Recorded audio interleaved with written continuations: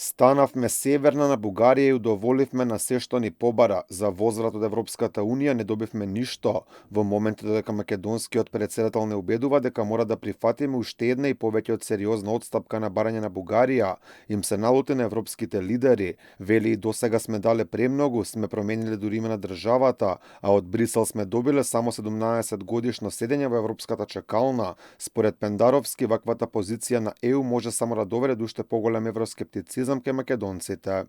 Ако во меѓувреме имате тип на препреки или предуслови да почнете со преговори, какви што не се забележени во модерната светска дипломатија и историја, значи да промените при тоа име на држава, а да не прогресирате, да добивате се нови и нови барања, значи како велат да биде подвижна мета, кој да е на место на нашиот народ, македонски граѓани, би изгубил ентузијазам да ја поддржува таа унија. Пендаровски дури испрати порака до официјалните лица во Брисел, ако не ни станале поголема поддршка, ќе немало веќе европејци политичари. Со ваква поддршка тенка, слаба на Европската унија, вие практично не му давате ветер во грб на реформскиот блок или проевропскиот блок да спроведува реформи и пред се воопшто да биде на власт.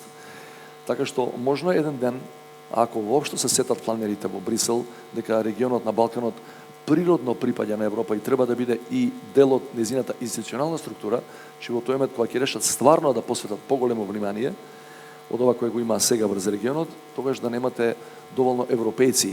Со слични тонови премиерот Димитар Ковачевски и тој со лути на конеу, не сме го добиле заслуженото за се она што сме го направиле. Знаете, кога ќе направите стратешка грешка, не можете да ја решите за 5 минути, затоа што стратешките грешки имаат свој ефект во период од 5 до 10 години најмалку.